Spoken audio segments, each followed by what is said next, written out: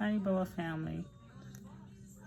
I am the Hoodoo Vodou doll, and we're going to be talking about pretty much like spirit guides, spiritual angels, guardian spirits, stuff like that. Guardian angels, stuff like that. If you like tarot readings, all things spiritual, just go ahead and follow. If you connect with the video. And we're going to start with a quote as far as from St. Augustine. Before I start that, so this is going to be, it's Saturday now, we're in the snowstorm, and I'm starting to do, I'm going to try to do little either mini lessons or just different conversations, spiritual conversations, and have it posted on Sunday. And we're going to have to see how that works for me. I'll just have to plan it out. I have to take time out pretty much because I do a lot of self-study. But for like content, I just kind of just do what I'm kind of guided to do. This is my first somewhat planned thing. Got notes that we'll talk about. We'll do some free form. And so you see me looking down, I got my little notes up here on my tablet. And we'll go from there. So a quote from St. Augustine, saying, angels are spirits created by God. However, if they are simply spirits, they are not angels. If they are sent to doing his bidding, the spirits become angels. God makes spirits angels by commanding them to do his bidding or order. St. Augustine. So what I want to say about that is I do agree as far as that you can call angels calling them spirit guides, or whatever your term is, but once I think a spirit does things in the will of the Most High, they become like a guide, or they can elevate to a certain status where they can be someone's guardian spirit, guardian angel.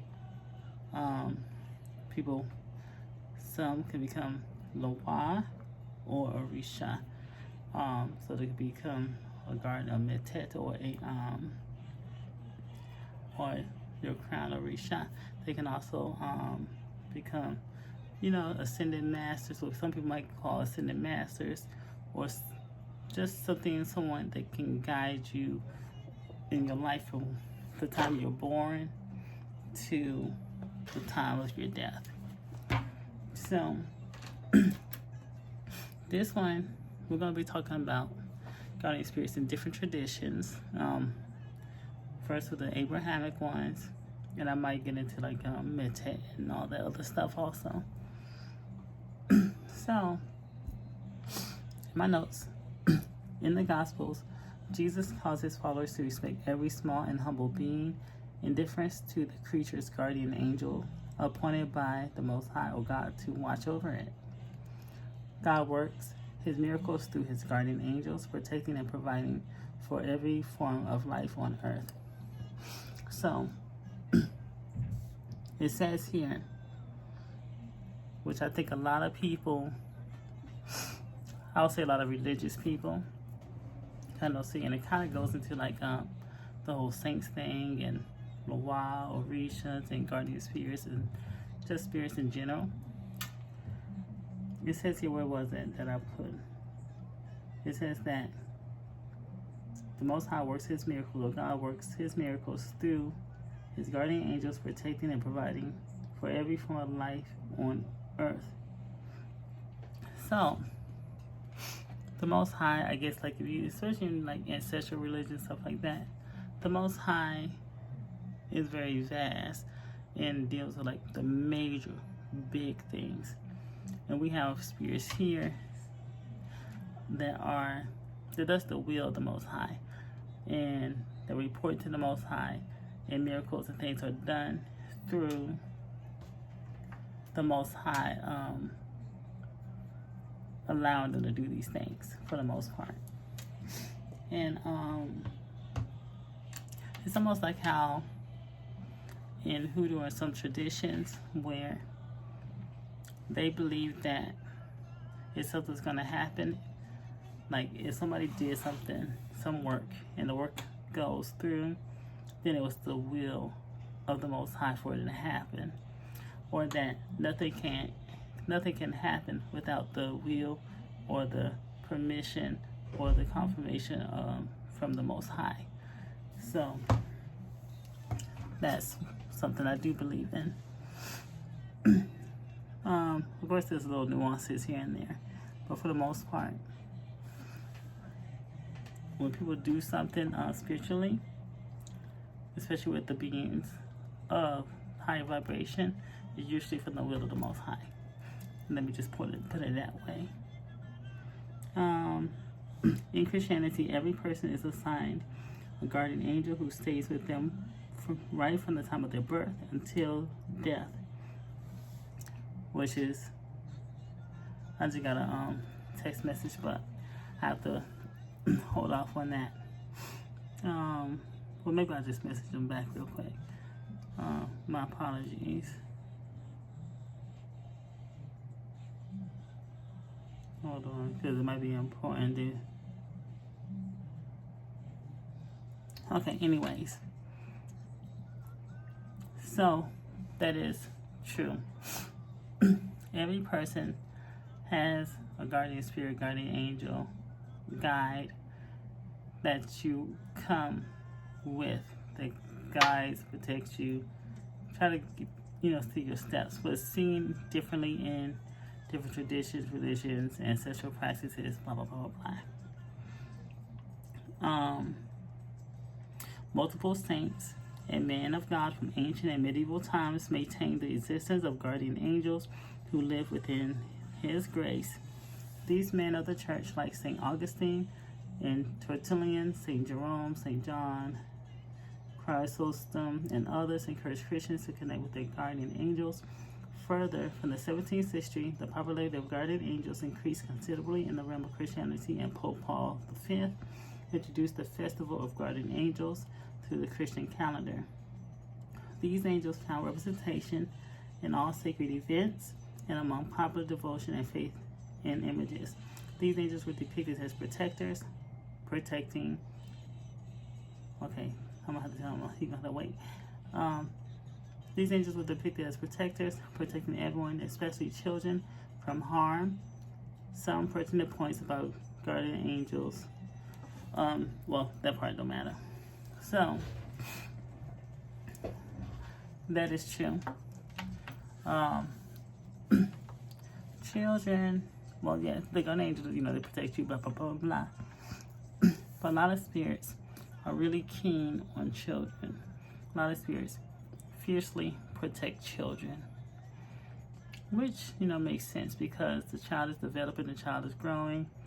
Child is so pure and innocent, and the child, especially when they're really young, is the most connected to the divine until they grow and taught certain things and kind of disconnect because how society is from the divine realm.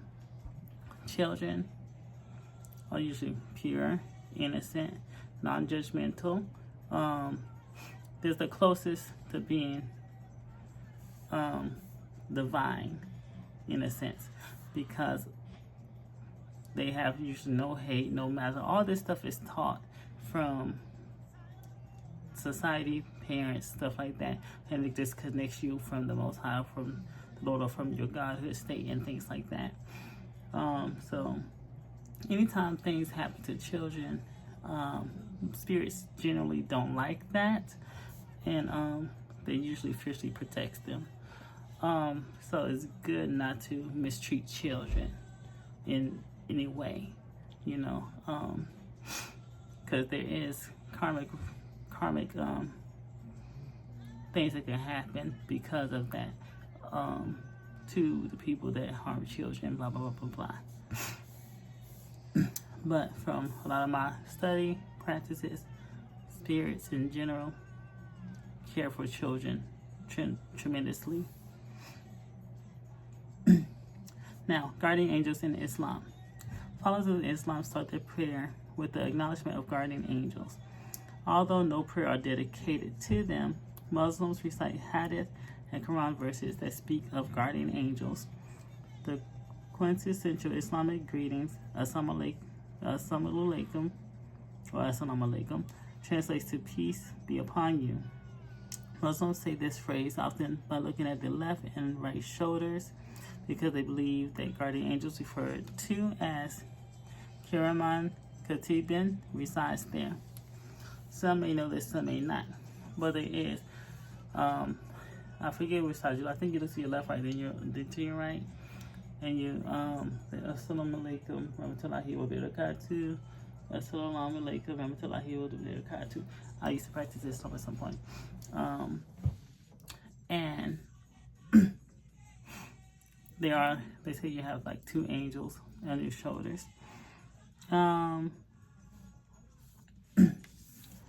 So where was I? They believe it's appropriate and correct to acknowledge their presence in your life and therefore include them in their daily rituals, which it is good to acknowledge your guardian spirits. So in Christianity, they say they believe in one. Islam, they feel that you have two. Some people can have one, two.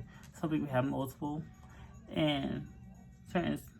Well, I'm jumping ahead because I think I put it in here, but I'll get to that part when I get to the part. I don't want to jump ahead from what I put. Oh, I forgot to text him back. Let me let him know I'm doing this video, and I'll do this after.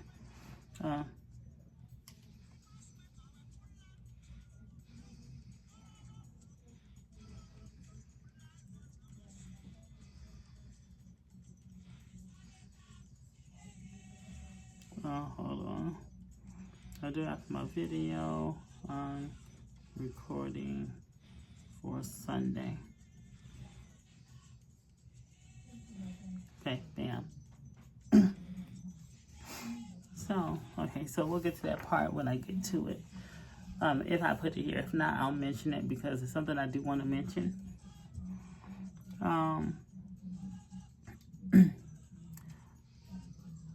Where was I? Where's my notes? So this belief in guardian angels is rooted in various verses in the Quran, such as the following. Behold, the two guardian angels assigned to learn every man's doing and actions, recited on his left and right side. Not a single word or act is left unnoticed by these appointed sentinels who are ever ready to take note of everything that man does or say. Which also, Metatron is thought or known to do the same because he is known as God's scribe and holds like the Akashic records and everything that is done and said and thought and action is recorded as well. So these are universal belief systems. Universal things like culturally, they're thought, or religiously, or spiritually, they are viewed in different ways. But some of these things are like universal throughout. So the Quran Katibin angelic team works together to record every detail of the man life to whom God has assigned them. The recordings are very detailed and include every feeling, thought, action of the man, while the angel on the left shoulder records the bad actions or choices and wrongdoings. When the world comes to an end, if you believe in the end of the world, I believe in those cycles and stuff like that, but we do believe in like cause and effect and stuff like that as well. When you answer to, we could get into all that later. Where are we? Where did I? Okay, I should have spaced this out. Okay, so guardian angels will present the records.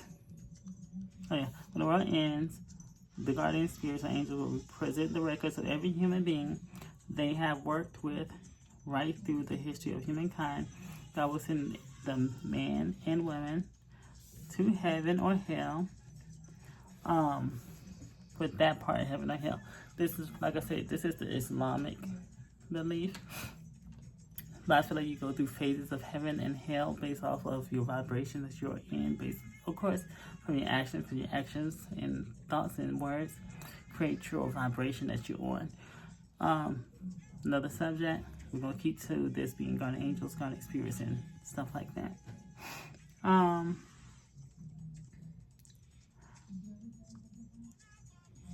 Every human being that they have worked with through the history of humankind, God will send a man over. I lost my thought. They heaven and hell, depending on the record of the guardian angels. Another Quranic verse. I'm going to space these out better next time. Another Quranic verse about guardian angels goes like this. For every person in this world, there are guardian angels going before and after him. They believe that to be true, protecting and guarding the man according to Allah's command. Let me do this. I can put my cursor right there so I can know where I'm at. That I do believe true, and you can also tell your spiritual team to walk before you, walk behind you, left and right, with your eyes, ears, things like that. Therefore, according to Islam, how do I get my, there you go, keyboard off. So therefore, according to Islam, there are guardian angels for protection too. Very true. They're really guardian spirits for pretty much everything. And they reside over a lot of universal laws, universal principles, and natural phenomena, just like everything. Hadith, prophetic traditions written by Islamic scholars, also reference guardian angels. One such hadith by the scholar Muhammad al-Bakir goes like this. Angels take turns around you. This is part where I'm going to speak about this part. So let me, let's just continue. Angels take turns around you. Some of them come by night and some of them by day. All of them assemble during Fajr, pre-dawn, just like when they do the morning prayer and stuff. And Asr, the evening prayers. At night, they ascend heavenwards to meet Allah, who asks, even though he knows more, how have you left my beloved servants? They answer, just as we found them praying. This is how they carry the message of the importance of prayer and significance of guardian angels, both of which, according to Islam, helps followers get closer to God. Guardian angels protect and pray for their assigned people and deliver messages to God. So, back to that. The angels take turns around you. True. Especially if you practice ATRs, of traditions. And this is why, even though if you know your guardian spirit, or if it's, or sometimes it may not be as important, especially if you're not like initiating and stuff like that, but you can, unless you're in like a Risha, there's a whole different process for that. Sometimes it matters, but don't matter at the same time, only because different spirits come in and out of your life at different times based off when you need them. So at different points in your life, different times, different things, guardian spirits or angels and stuff like that will present themselves based off what you need. So your guardian spirit will take a step back, so that way, and they're always there. They never leave you, your guardian angel. You're like your main one. But, or spirit, however you say, I'm gonna just say angel for the sake of the video. They take a step back and allow the other spirit or angel or whatever, ascended master entity or whatever, help you through whatever crisis that you may, because some of them have expertise or ownership that the Most High or the universal being or universal mother and father gives them to have the authority over. So I just wanted to say that part. So sometimes some people get hyped up, especially when you get into like ATRs and stuff like that. What's my guardian spirit? Or if you get like Kabbalah and you thought, oh, what's my guardian angel? And I have this little tarot deck here. And I might read something from here. This actually has like some decent information in it. And it also tells you who your guardian angel is and who. That's a couple different names. let me just look at it real quick. Let me see if I can find. Let's just look at one. It tells you who your guardian, your soul guardian, who your moral guardian, your physical guardian, based off when you was born, the time, and the astrology, all kinds of different stuff. And they actually came in like this little tarot deck. This one is by Travis McHenry. It's the Angel Tarot. I used it in my last video. That is out. That came out. What is today's Friday? I think I said Saturday. Today's Friday when I'm recording this video. But this video is gonna be out on Sunday. And the video I'm talking about my reading, it was on Saturday. And I had used the Angel Tarot, the Tarot by him, and also the Heaven and Hell Oracle when I did the message. Anyway, moving on. We're going to talk a little bit about the archangels, and then that probably it. But then I'm going into a little bit about Metet and a little bit maybe about Reach, maybe not too much. Let's see. Who are the archangels? There is a hierarchical structure among angels, and our angels are at the top of the ladder. They are high-ranking angels created by the divine will to offer wisdom to human beings so that we can deepen our connection. Oh, before I go back. So, I also follow interesting where in Islam it says like the guardian angels or guardian spirits protect and pray for their assigned people and deliver messages to God. There is the same or similar belief to in Catholicism where they have saints, and they call the angels saints too. They call it Catholicism. So sometimes saints are just easier to say and just mean all of them in general. They intercede for you. They pray on your behalf as well. So they're always constantly praying for you, interceding for you, even when you're not doing it. So it's good to ask for that. It's interesting because in Catholicism, that's a similar belief as well. And so I just wanted to point that out for people that do like Catholic mysticism, maybe a Catholic version of Hoodoo, who are Catholics in general. And, you know, they ask for like the protection of the saints through the will of the Most High and stuff like that, because everything is done through the power of the Most High that gives the spirits the task to do, or the power, or the word keep escaping me, or, you know, give them the authority to do so. So anyway, they are high-ranking angels created by the divine will to offer wisdom to human beings so that we can deepen our connection with Him and the universe He created. There are 7 archangel references in various scriptures. So, yeah, the 7 archangels. But then there are also 72 angels, and there's actually more than that. But that's a whole nother subject.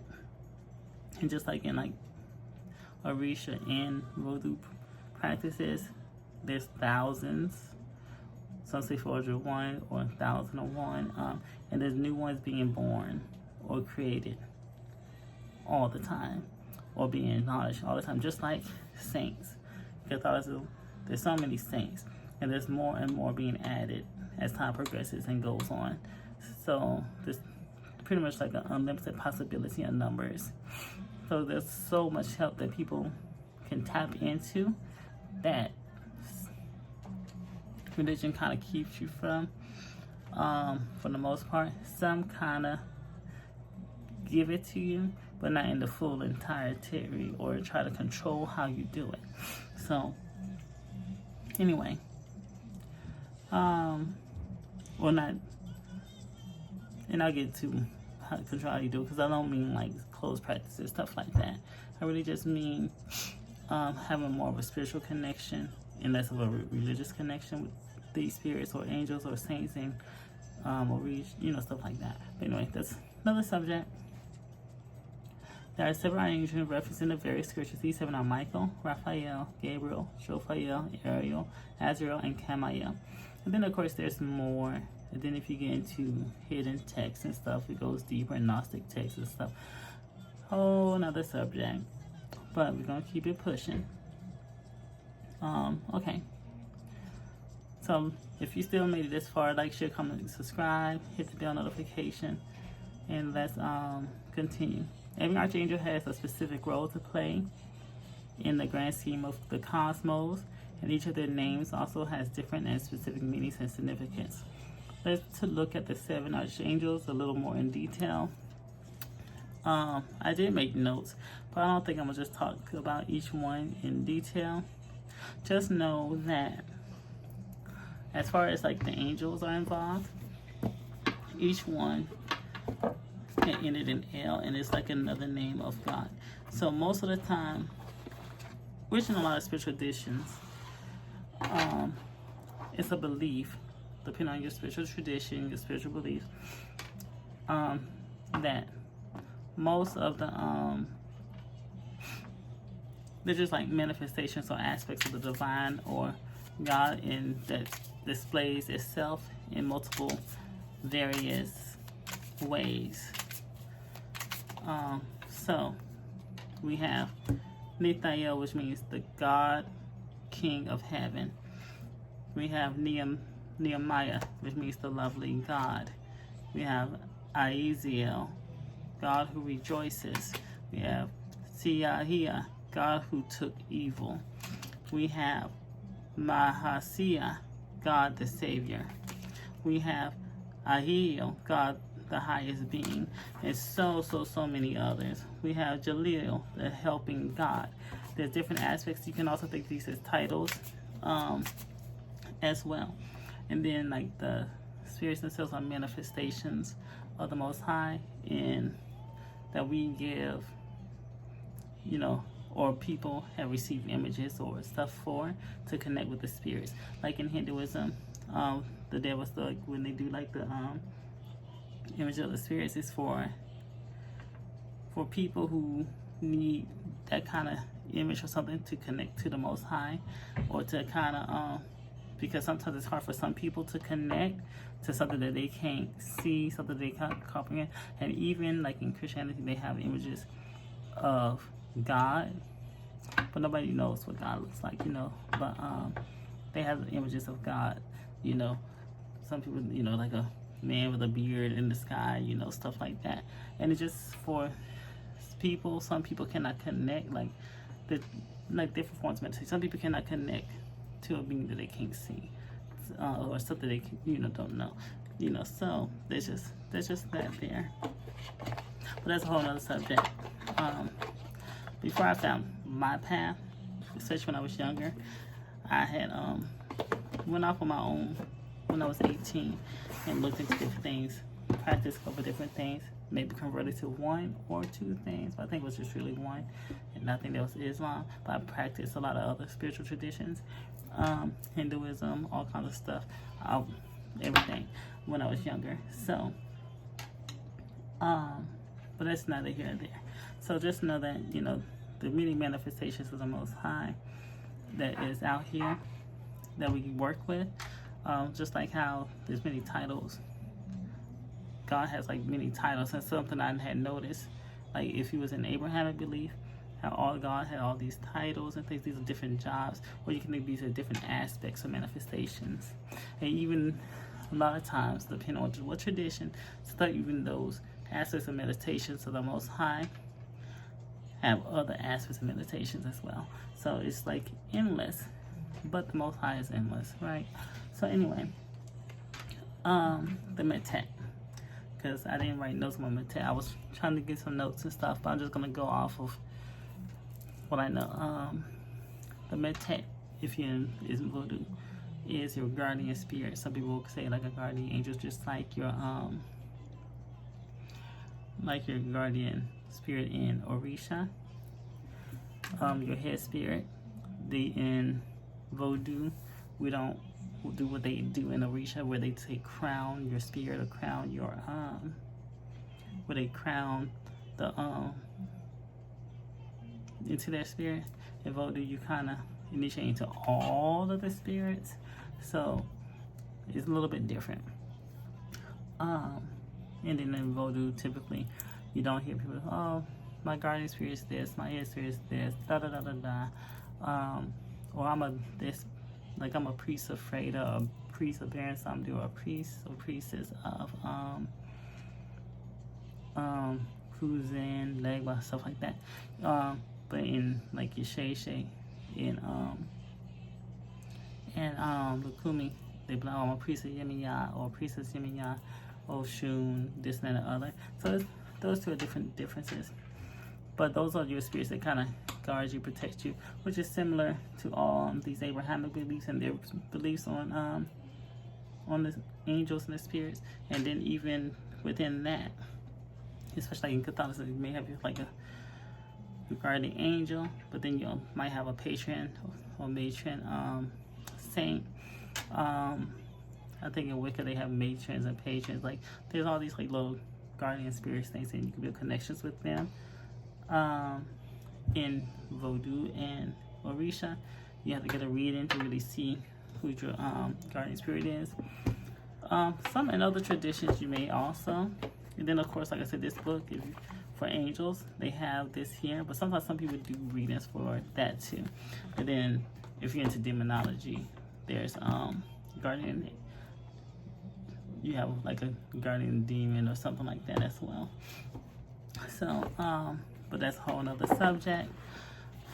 That's really all I have, and I think next week, next Sunday, I'm gonna have a video talking about your higher self, in a reach they call it your Ori and stuff like that. But yeah, so that's it for that. Like, share, comment, subscribe. How your mama getting in? Till next time, stay blessed. How you, boo-boo?